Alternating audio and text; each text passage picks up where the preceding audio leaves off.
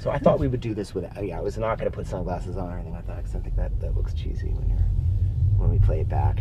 People don't know how sunny it is. Just squint.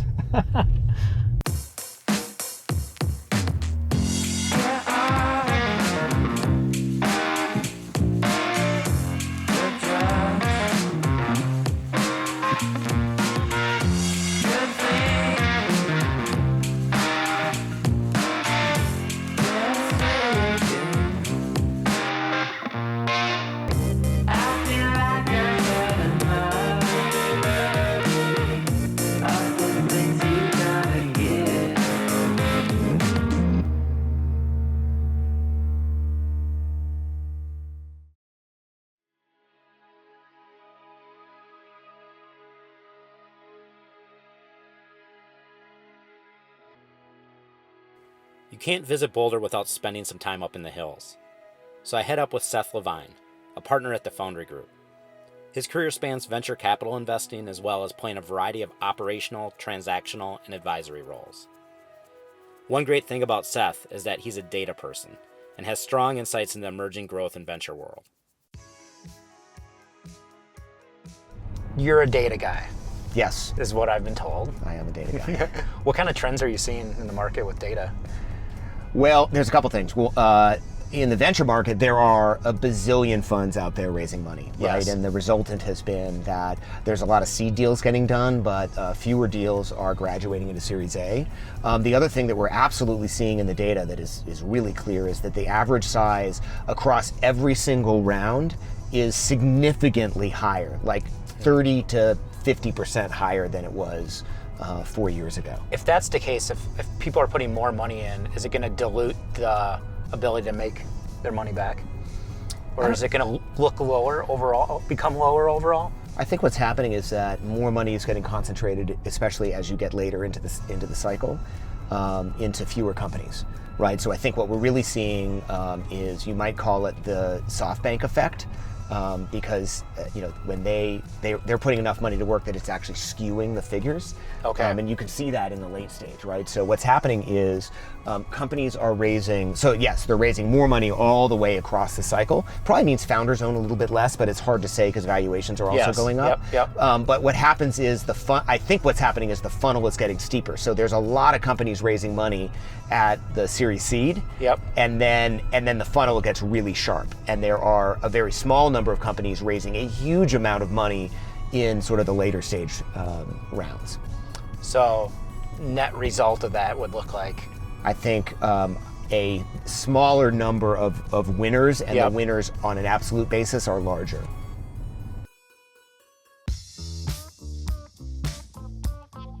Companies that just kind of fall in between, they don't fail, they don't win. What does a VC do with a company in their portfolio that kind of falls within that space?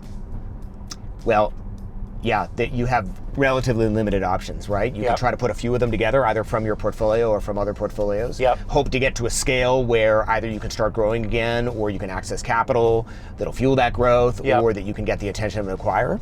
I think that's the most obvious thing to do. Yeah. I think in some cases there'll be an insight in some of those businesses that allows you to get the growth back up again, Yep. and create more interesting businesses. I mean, most businesses at some point stall out a little bit, or at least the growth slows down relatively significantly, and they need to change what they've been doing in order to get the growth rate back up again. Yep. Because companies are existing now think about SendGrid, which is a company in our portfolio that just went public. I mean, they, from founding to IPO, was 11 years. And so that they existed across a couple of different tech cycles, right? Yeah. The tech landscape that existed when they started that company is very different than it is Very right now, different, right? yep. So you need, companies like that need to be innovative, and that's a good example of a business that their growth never stopped, but it did slow down quite a bit when they were a $30-ish million top line business.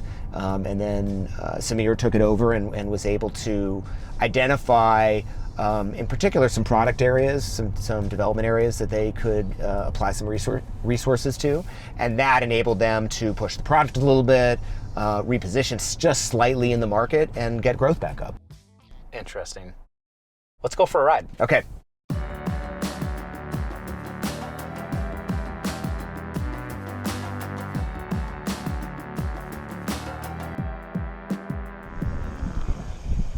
let this guy go by. Do you have a question where something is, or? No, we're just filming a little B-roll. Okay. Sorry about that. No, sorry. Awesome. I love it. Moots looks great. Oh yeah, God. I got mine at Vecchio's as well. Yeah. Yeah. That's Cool. outstanding.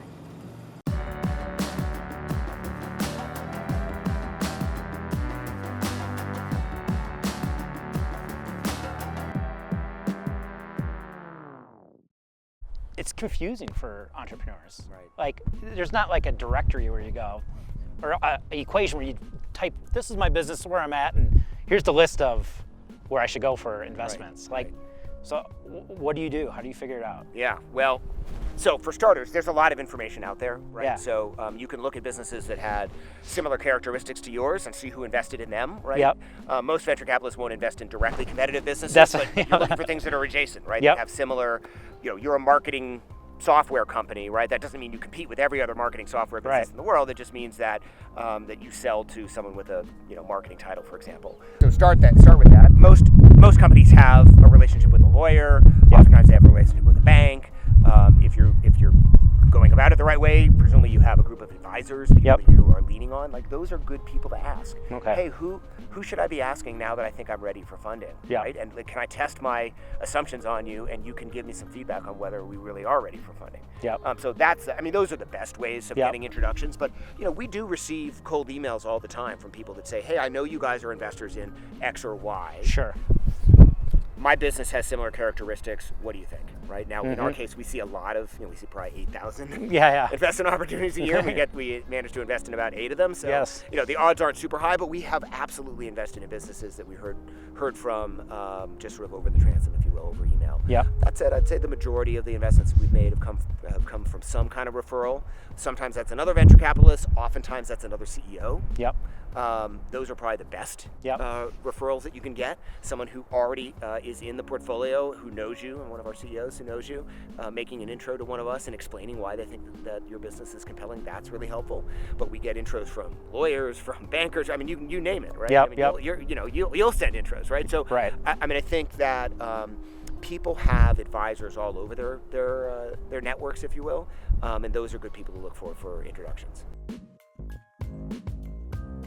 We're in Boulder. Yep. And one of the key sort of tenets of the Boulder entrepreneurial ecosystem, I'd say the Colorado entrepreneurial ecosystem, is this notion of give first, right? Yep. Which is give before you get, give without any expectation of anything in return. And one of the things that we've done, and many companies around here participate in, is an organization called Pledge 1% that I helped get off the ground.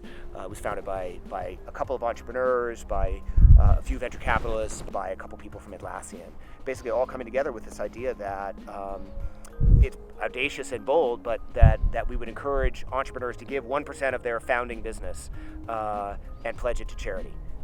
When it's worth nothing, right? With Yep. the idea that someday maybe that could be worth a lot of money. Yeah. And so it's something I'm really passionate about. I believe in the sort of power of entrepreneurship to change lives and change the world. And I'm going about that belief in a bunch of different ways, but one Yep. of the ways is through Pledge 1%.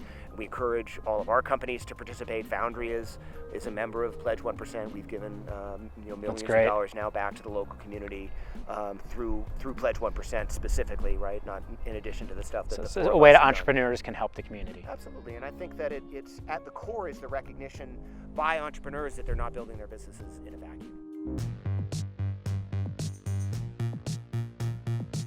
Taking a look at like founders that you invest in, what are some of the characteristics of founders specifically that you invest in? Yeah, I mean, when I think about Foundry founders, I think the most common characteristic is that they're product obsessed.